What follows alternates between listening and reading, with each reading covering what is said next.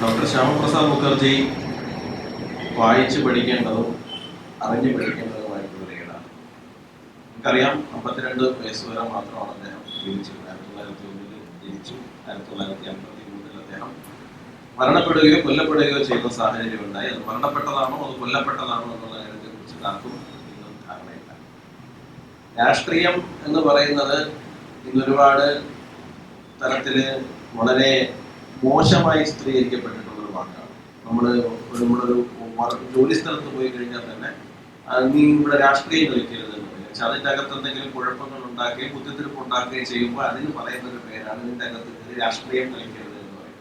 ശരിക്കും അത് അങ്ങനെ ഉപയോഗിക്കപ്പെടേണ്ടുന്ന വാക്കാണെന്ന് ചോദിച്ചാൽ അല്ല. രാഷ്ട്രീയം എന്ന് പറയുന്നത് രാഷ്ട്രത്തെ സംബന്ധിക്കുന്നത് എന്താണോ അതിനെയാണ് രാഷ്ട്രീയം എന്ന് പറയുന്നത്. പക്ഷേ നമ്മുടെ കാലാകാലങ്ങളായിട്ടുള്ള രാഷ്ട്രീയക്കാര് അതിനെ പ്രയോഗിക്കുന്ന രീതി കണ്ടിട്ട് ആൾക്കാർ അതിനെ രാഷ്ട്രീയം എന്ന് പറയുന്നത് അത്തരത്തിലൊരു മോശം വാക്കായിട്ട് മാറ്റുന്ന ഒരു സാഹചര്യം ഉണ്ടായിരുന്നു. നിലവിലെ രാഷ്ട്രീയം എന്ന് പറയുന്നത് നമുക്കറിയാം, കസേരയ്ക്ക് വേണ്ടിയിട്ടുള്ള ഒരു രാഷ്ട്രീയമാണ് പലരും നടത്തിക്കൊണ്ടിരിക്കുന്നത്. നല്ല ചുമതലയുണ്ടെങ്കിൽ ഞാൻ ഇതിനകത്തുണ്ട്, നല്ല സ്ഥാനമുണ്ടെങ്കിൽ ഞാൻ ഇതിനകത്തുണ്ട്, ഒന്നുമില്ല എന്നുണ്ടെങ്കിൽ ഞാൻ ഇതിലില്ല എന്ന് പറയുന്ന ഒരു സാഹചര്യത്തിലേക്ക് കാര്യങ്ങൾ പോയിക്കൊണ്ടിരിക്കുന്ന സാഹചര്യമാണ് നമ്മൾ കണ്ടുകൊണ്ടിരിക്കുന്നത്. ഡോക്ടർ ശ്യാമപ്രസാദ് മുഖർജി ഭാരതത്തിന്റെ ആദ്യത്തെ മന്ത്രിസഭയിൽ 1947 മുതൽ 1950 വരെ വരുന്ന ആദ്യത്തെ മന്ത്രിസഭയില് അദ്ദേഹം മന്ത്രിയായിരുന്നു. മന്ത്രിസഭയിൽ ഒരു മന്ത്രിയായിരുന്നു. സ്വാഭാവികമായിട്ടും അദ്ദേഹത്തിന് ആ ഒരു തലത്തിൽ തന്നെ തുടരാൻ കഴിയുന്ന ഒരു സാഹചര്യം ഉണ്ടായിരുന്നു. പക്ഷെ അദ്ദേഹം തിരഞ്ഞെടുത്ത ഒരു വഴി എന്ന് പറയുന്നത് അതിന് രാജിവെച്ച് പോകാൻ വേണ്ടിയിട്ടാണ്. എന്തുകൊണ്ട് എന്ന് ചോദിച്ചാൽ, അദ്ദേഹം നേരത്തെ മേഡം പറഞ്ഞതുപോലെ തന്നെ നെഹ്റു ലിയാഖത്ത് ആക്ട്, ആ നെഹ്റു ലിയാഖത്ത് ആക്ടുമായിട്ട് ബന്ധപ്പെട്ടിട്ട് അദ്ദേഹത്തിനുള്ള വിയോജിപ്പുകളുടെ പുറത്താണ് അദ്ദേഹം മന്ത്രിസ്ഥാനം രാജിവെച്ചത്. ശരിയാണ്, നമ്മുടെ ഭാരതത്തിൽ സർക്കാർ നയത്തിനോട് വിയോജിപ്പുണ്ടായി കഴിഞ്ഞാൽ സ്വന്തം സ്ഥാനം ഉപേക്ഷിച്ച് പോകുവാൻ വേണ്ടിയിട്ട് ആൾക്കാർ തയ്യാറായിരുന്ന ഒരു കാലഘട്ടം ഉണ്ടായിരുന്നു. എനിക്ക് ഈ സ്ഥാനം ആവശ്യമില്ല, പകരം എന്താണ്, എനിക്ക് എന്റെ രാഷ്ട്രമാണ് വലുത്, എന്റെ രാഷ്ട്രത്തോടുള്ള നിലപാടാണ് എനിക്ക് വലുത് എന്ന് പറഞ്ഞിട്ടാണ് അദ്ദേഹം രാജിവെച്ചിട്ട് പോകുന്നത്. എന്തായിരുന്നു നെഹ്റു ലിയാഖത്ത് പാക്ടിന്റെ കുഴപ്പം എന്ന് പറയുന്നത്? 1947 ഓഗസ്റ്റ് 15 നേരം പുലരുമ്പോൾ ലോകത്തെ 2 രാജ്യങ്ങളുണ്ടായി. ഒന്ന് ഇന്ത്യയും ഒന്ന് പാകിസ്ഥാനും. ഈ ഇന്ത്യയും പാകിസ്ഥാനും ഉണ്ടാകുന്ന സമയത്ത് ലോകം കണ്ട ഏറ്റവും വലിയ ബ്ലഡ്ഷെഡാണ് ആ വിഭജനവുമായി ബന്ധപ്പെട്ടിട്ട് ആ കാലഘട്ടങ്ങളിൽ ഉണ്ടായത്. ഒരു ദിവസത്തെ 2 ദിവസത്തെ ഉണ്ടായിരുന്നു. ഓഗസ്റ്റ് 10 തുടങ്ങി 15 അങ്ങനെയൊന്നുമല്ല, ഒരു സീരീസ് ഓഫ് ഇൻസിഡൻസ് ആയിരുന്നു ഉണ്ടായിരുന്നു. ഞാന് നമ്മുടെ നേരത്തെ ലാരി കോളിൻസ് ഡൊമിനിക് ലാഫിയോട് എഴുതിയ പുസ്തകമാണ് ഫ്രീഡം അറ്റ് മിഡ്നൈറ്റ് എന്ന് പറയുന്നത്. ആ ഫ്രീഡം അറ്റ് മിഡ്നൈറ്റിൽ ഒരു സംഭവത്തെ കുറിച്ച് വിശദീകരിക്കുന്നുണ്ട്. ആ സംഭവം എന്ന് പറയുന്നത്, ലാഹോറിൽ നിന്നൊരു ട്രെയിൻ ഡൽഹിയിൽ വന്ന് ഇറങ്ങുന്ന സമയത്ത് ആ ട്രെയിൻ മുഴുവൻ ശവങ്ങളായിരുന്നു എന്നാണ്. അതിനകത്ത് ഒരു സ്ത്രീ അവസാന നിമിഷം ഡൽഹിയാണ്, ഇന്ത്യയാണ്, ഇന്ത്യൻ ആർമിയാണ് നിങ്ങൾക്കൊപ്പം ഉള്ളത് എന്നൊക്കെ പറയുന്ന സമയത്ത് അവര് എഴുന്നേറ്റ്, അവര് മാത്രമാണ് അതിനകത്ത് ജീവനോടുണ്ടായിരുന്നത്. ഭർത്താവിന്റെ തലയെടുത്ത് കൈ പിടിച്ചുകൊണ്ട് നിലവിളിക്കുകയായിരുന്നു. അത്രയും രക്തസാക്ഷികളാണ്. നിങ്ങൾക്കത് പറഞ്ഞു കഴിഞ്ഞാൽ മനസ്സിലാക്കാൻ പറ്റില്ല. ഞാൻ എനിക്ക് എഴുതിയിട്ടുണ്ട്, ഞാനൊരു 2004 വരെ ബീഫ് കഴിച്ചുകൊണ്ടിരുന്ന ആളാണ്. ഞാൻ ബീഫ് നിർത്തിയത് എന്തെങ്കിലും സ്പിരിച്വൽ ആയിട്ടുള്ള ഒരു പ്രോസസ്സിന്റെ ഭാഗമായിട്ടല്ല നിർത്തിയത്. എനിക്ക് 17 വയസ്സുള്ളപ്പോൾ നിർത്തിയത് ഈ പുസ്തകം വായിച്ചിട്ടാണ്. ഈ പുസ്തകം എന്ന് പറയുന്നത് അടിമുടി RSS വിമർശനമാണ് ആ പുസ്തകത്തിനകത്തുള്ളത്. പക്ഷെ ആ പുസ്തകം വായിച്ചിട്ടാണ് ഞാൻ ഒരു കടുത്ത RSS കാരനായിട്ട് മാറിയതും. ആ പുസ്തകം വായിച്ചിട്ടാണ് ഞാൻ ബീഫ് നിർത്തിയത്. മറ്റൊന്നുകൊണ്ടല്ല, ഈ വിഭജനം നടക്കുന്ന സമയത്ത് ഈ നമ്മളെ മാപ്പിള കലാപം ഉണ്ടല്ലോ, മാപ്പിള കലാപം ഒരു ഭാഗത്ത് മാത്രം നിന്നിരുന്നുണ്ടെങ്കിൽ അത് അങ്ങനെയല്ല. വീടുകളിൽ കയറുന്നു, പിടിച്ചിറക്കുന്നു, ആൾക്കാരെ കൊല്ലുവാണ്. ഒരു മയവും ഇല്ലാണ്ട് കൊല്ലുവാണ്. ഇന്നലെ വരെ നമ്മുടെ വീട്ടിൽ പാല് കൊണ്ടുവന്നിരുന്ന ആള്, ഇന്നലെ വരെ നമ്മുടെ വീട്ടില് എന്തെങ്കിലുമൊക്കെ പണിക്ക് വന്നിരുന്ന ആൾക്കാർ, അല്ലെങ്കിൽ വളരെ സൗഹൃദം പുലർത്തിയിരുന്ന ആൾക്കാർ, ഇവരൊക്കെ ഇന്ന് രാവിലെ നമ്മുടെ വീട്ടിലേക്ക് കയറി വരുന്നത് കൊല്ലാൻ വേണ്ടിയിട്ട് വരുന്നതാണ്. നമ്മുടെ വീട്ടിലെ സ്ത്രീകളെ ബലാത്സംഗം ചെയ്യാൻ വേണ്ടിയുള്ള അത്രയും രക്തരൂക്ഷിതമായിട്ടുള്ള സാഹചര്യം നമുക്ക് ചിന്തിക്കാൻ പോലും സാധിക്കില്ല. കാരണം നമ്മളൊരു പ്രദേശത്ത് നിങ്ങളൊന്ന് ചിന്തിച്ചു നോക്കുക, സോംബികളുടെ ഇടയിൽപ്പെട്ടാൽ എങ്ങനെ ഉണ്ടാവുന്നതാണ് അല്ലെ? സോംബികളുടെ ഇടയിൽപ്പെട്ടാൽ എന്തായിരിക്കും അവസ്ഥ? നമ്മൾ നമ്മുടെ വീട്ടിലിരിക്കുന്നു, ചുറ്റുപാടുള്ള ആൾക്കാരൊക്കെ പിരിഞ്ഞു പോകുന്നു. അപ്പോ മീൻസ് നമ്മൾ ഹിന്ദുക്കളായിട്ടുള്ള ആൾക്കാർ, അല്ലെങ്കിൽ സിഖുകാരായിട്ടുള്ള ആൾക്കാരൊക്കെ ആ നാട് വിട്ടു പോകുന്നു. അപ്പൊ നമ്മൾ വിചാരിക്കണം എന്താണ്, ഇല്ല അപ്പുറത്തെ സുക്കൂറും മൻസൂറും നമ്മളോടുള്ള സുഹൃത്തുക്കളാണല്ലോ, അപ്പൊ നമുക്കിവിടെ പ്രശ്നമൊന്നും വരില്ല എന്ന് പറഞ്ഞ് ജീവിക്കുന്നു. പിറ്റേ ദിവസമാണ് സുക്കൂറിന്റെ മൻസൂറിനെ ശരിക്കും കടിച്ചിരുന്ന ഒരു വൈറസ് ഉണ്ടായിരുന്നു, സോംബി വൈറസ് ഉണ്ടായിരുന്നു. ഇവരൊക്കെ കൂടെ നമ്മുടെ വീട്ടിൽ നിൽക്കുകയാണ്. നമ്മൾ എന്ത് ചെയ്യും? എങ്ങോട്ടോടും? ഒന്നും ചെയ്യുന്നില്ല. അവര് വന്ന് തൊലി ഉരിച്ചു നിർത്തും, പെട്രോൾ ഒഴിച്ച് കത്തിക്കും. ഇതൊക്കെ ഞാൻ വെറുതെ എക്സാജറേറ്റ് എന്ന് പറയുന്നതല്ല, നടന്ന സംഭവമാണ്. അപ്പൊ ഈ ഹിന്ദുക്കളായിട്ടുള്ള ആൾക്കാരെ പിടിച്ചോണ്ട് വരും, പിടിച്ചോണ്ട് വന്നിട്ട് കെട്ടിയിട്ട് പീഡിപ്പിക്കും. അങ്ങനെ പെട്ടെന്നൊന്നും കൊല്ലില്ല, അങ്ങനെ പെട്ടെന്ന് കൊന്ന ആരെയും അവരെ രക്ഷിക്കില്ല. ഇഞ്ചിച്ചായിട്ട് പീഡിപ്പിച്ചേക്ക് കൊല്ലത്തുള്ളൂ.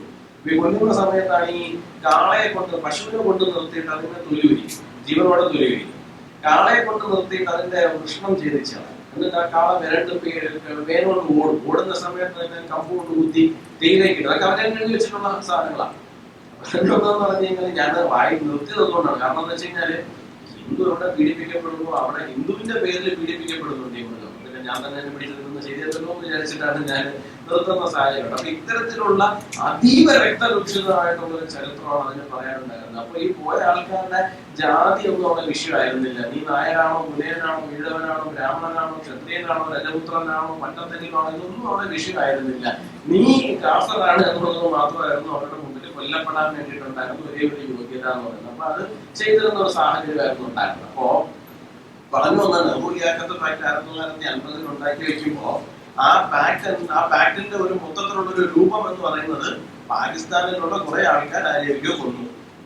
അതിന് ഗവൺമെന്റിന് യാതൊരു റെസ്പോൺസും ഇല്ല, ഇപ്പൊ റെസ്പോൺസിബിലിറ്റി ഇല്ല. ഇപ്പൊ നമ്മുടെ നാട്ടിലേക്ക് അവിടുന്ന് ഭീകരവാദം കയറ്റി അയക്കുന്നുണ്ട്. നമുക്കറിയാം മുംബൈ താജ് അറ്റാക്ക് ആയിരുന്നതിന് ശരി തന്നെയാണ് നമ്മുടെ നാട്ടിൽ നടന്നുകൊണ്ടിരിക്കുന്ന ഏറ്റവും അവസാനത്തെ ടെററിസ്റ്റ് അറ്റാക്ക് വരെ പാകിസ്ഥാൻ സ്പോൺസർ ചെയ്ത് വരുന്ന, ISI സ്പോൺസർ ചെയ്ത് വരുന്ന ടെററിസ്റ്റ് അറ്റാക്ക് തന്നെയാണ്. ഇതുപോലെ തന്നെയാണ് അന്ന് സംഭവിച്ചിരുന്നത്. കയ്യും കെട്ടി നോക്കിയിരിക്കുകയായിരുന്നു, ഒന്നും ചെയ്യില്ല എന്ന് പറയുന്ന ഒരു സാഹചര്യം ഉണ്ടായിരുന്നു. പക്ഷെ ഈ നെഹ്റുലിയാക്കത്ത് പാക്ട് ഉണ്ടാക്കി വെച്ച് ഇന്ത്യ അതിനകത്ത് ഉടമ്പടിയിൽ ഒപ്പിടുന്ന സമയത്ത് എന്താണ് അവിടെ നമ്മൾ അർത്ഥമാക്കി കൊടുക്കുന്നത്?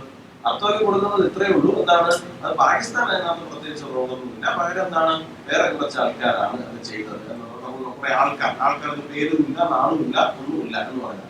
അപ്പോ ഇത് ശരിയായ ഒരു ഏർപ്പാടായിരുന്നില്ല. അതുപോലെ തന്നെയാണ് കശ്മീരുമായിട്ട് ബന്ധപ്പെട്ടത്. നേരത്തെ മാഡം പറഞ്ഞതുപോലെ തന്നെ എന്താണ്, ഏക് ദേശ് മേ ദോ നിശാൻ അല്ലേ, രണ്ട് കൊടികൾ പാടില്ല, സംവിധാനം, രണ്ട് ഭരണഘടന, ഇത് രണ്ടൊന്നും പറ്റില്ല.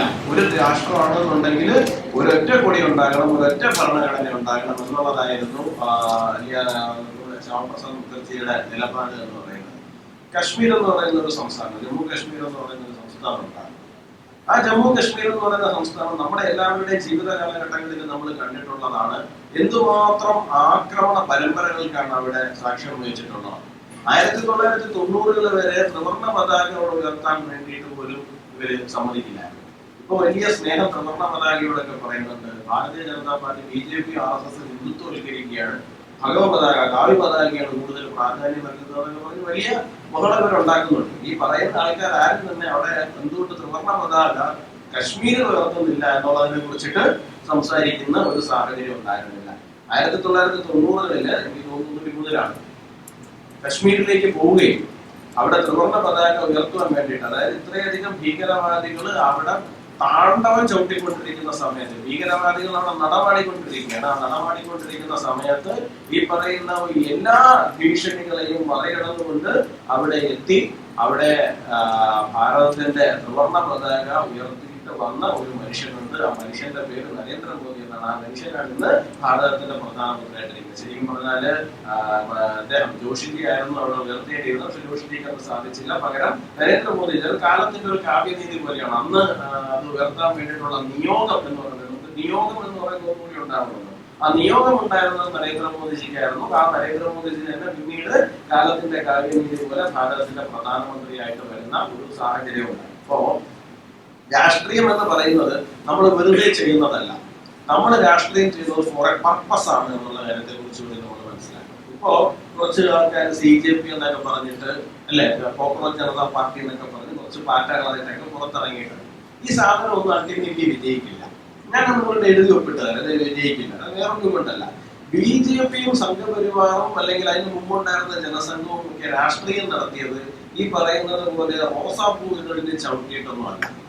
റോസാപ്പൂവികളിൽ ചവിട്ടിയിട്ടൊന്നും അല്ല ആരും രാഷ്ട്രീയ പ്രവർത്തനം നടത്തിയത്. പകരം എന്താണ്, ജീവൻ കൊടുത്തും ജീവിതം കൊടുത്തുമാണ് നമ്മൾ രാഷ്ട്രീയ പ്രവർത്തനം നടത്തിയിട്ട് കൊണ്ടുവന്നത്. ഒരു ശ്യാമപ്രസാദ് മുഖർജി, അതിനുശേഷം ദീൻദയാൽ ഉപാധ്യായ, നമ്മുടെ കേരളത്തിൽ തന്നെ എത്ര പേര് അല്ലേ, നമ്മുടെ കേരളത്തിൽ തന്നെ എത്ര പേര് ജീവൻ കൊടുത്തു, ജീവിതം കൊടുത്തു അല്ലേ. ഇത്രയും കൊടുത്തിട്ടാണ് നമ്മൾ ഈ പ്രസ്ഥാനത്തിനെ കെട്ടിപ്പടുത്തിരിക്കുന്നത്. അപ്പോ ഏതെങ്കിലും ഒരു ദിവസം എവിടുന്നെങ്കിലും ഇറങ്ങി വന്ന് കാര്യമില്ലാത്തൊരു കാരണവും പറഞ്ഞുകൊണ്ട് ഒരു ബഹളം തുടങ്ങി എന്ന് പറഞ്ഞുകൊണ്ട് അതിനൊന്നും ഒരിക്കലും നിലനിൽപ്പുണ്ടാകാൻ വേണ്ടിയിട്ട് പോകുന്നില്ല.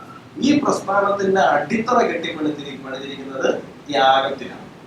ഈ പ്രസ്ഥാനത്തിന്റെ അടിത്തറ കെട്ടിപ്പണിതിരിക്കുന്നത് ത്യാഗത്തിലാണ്. ആ ത്യാഗം എന്ന് പറയുന്നത് എന്താണ്? ഇപ്പൊ നേരത്തെ പറഞ്ഞതുപോലെ തന്നെ ശ്യാം പ്രസാദ് മുഖർജിയെ പോലെ ഒരാള് അദ്ദേഹത്തിന്റെ മന്ത്രിപദം ഉപേക്ഷിച്ചിട്ട് ഇറങ്ങിപ്പോവാണ്. ഇറങ്ങിപ്പോയിട്ട് അദ്ദേഹം എന്താണ് ചെയ്യുന്നത്? അദ്ദേഹം വീണ്ടും മറ്റൊരു അധികാര സ്ഥാനത്തേക്ക് എത്തിപ്പെടുകയോ അല്ലെങ്കിൽ മറ്റാരെങ്കിലും എന്തെങ്കിലും ഓഫർ ചെയ്ത് അവിടെ എത്തിപ്പെടുകയല്ല ചെയ്യുന്നത്. പകരം എന്താണ്? അദ്ദേഹം പോയിട്ട് അദ്ദേഹത്തിന്റെ നിലപാടിൽ ഉറച്ചു നിന്നുകൊണ്ട് അദ്ദേഹം ജനസംഘം പോലൊരു രാഷ്ട്രീയ പ്രസ്ഥാനം ആരംഭിക്കുന്നു. ആ ജനസംഘം രാഷ്ട്രീയ സ്വയംസേവക സംഘവുമായിട്ട് ചേർന്ന് പ്രവർത്തിക്കാൻ വേണ്ടിയിട്ട് തയ്യാറാകുന്നു. അദ്ദേഹം എന്ത് നിലപാടിന്റെ പേരിലാണോ രാജിവെച്ചത്, ആ നിലപാടിന്റെ പേരിൽ അദ്ദേഹം പ്രതിഷേധങ്ങളുമായിട്ട് മുമ്പോട്ട് പോകുന്നു. അദ്ദേഹം ജമ്മു കാശ്മീരിലേക്ക് തന്നെ അദ്ദേഹത്തിന്റെ പ്രതിഷേധങ്ങളുമായിട്ട് കടന്നു പോകുന്നു. അദ്ദേഹം അറസ്റ്റ് ചെയ്യപ്പെടുന്നു. അറസ്റ്റിൽ വെച്ചിട്ട് അദ്ദേഹം ശ്രീനഗറിൽ വെച്ചിട്ട് തടവിൽ വെച്ചിട്ട് അദ്ദേഹം കൊല